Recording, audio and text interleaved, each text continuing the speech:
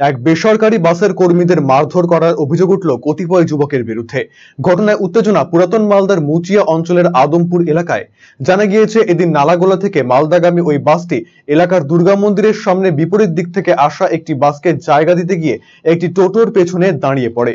টোটোকে সরে যাওয়ার জন্য বেশ কয়েকবার হর্ন বাজালে টোটো থাকা কয়েকজন যুবক গালিগালাজ দিয়ে বাসের দিকে তেড়ে আসে। বাসের সহযোগী এবং চালককে মারধর করে, যদিও পরে অন্যান্যরা এসে তাদের উদ্ধার করে। গোটা ঘটনায় শোরগোল পড়ে যায় এলাকা জুড়ে। এই ঘটনায় তীব্র ক্ষোভ প্রকাশ করে বাসে থাকা পরিবহন কর্মী। এই নিয়ে সংগঠন এবং প্রশাসনের কাছে অভিযোগ জানানো হবে বলে জানিয়েছেন আক্রান্ত বাস কর্মীরা। রাস্তার উপর দিয়ে পরপর দুটো টোটো দাঁড়ানো আছে। এবার আমাদের তো গাড়ি চলছে রাস্তা দিয়ে, ওই দিক দিয়ে একটা বাসকে সাইড দিতে গিয়ে আমার ড্রাইভারটা টোটোর সামনে গিয়ে পিছনে গিয়ে ব্রেক করে দাঁড়িয়ে যায় আর হরেন মারে 3-4 বার। তো আমার অ্যাসিস্ট্যান্টটা বলে, কিরে শুনতে পাচ্ছিস না, হর। তখন ওই টোটো থেকে ওরা 9-10 জন ছিল, সব নেমে আসে। ড্রাইভারকে এত জোরে গাড়ি চালাচ্ছিস, হ্যান করছিস, এই জন্য গাড়িতে অ্যাক্সিডেন্ট হয়, এই হয় বলে নিয়ে ড্রাইভারকে মারলো। অ্যাসিস্ট্যান্টকে টেনে ওই বাগানের দিকে নিয়ে যাচ্ছিল।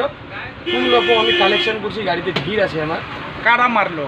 এইখানকার ওই পাবলিক বলতে এখানকার বাসিন্দারা না, কয়েকটা ছেলে দুষ্কৃতী যারা আছে তারা।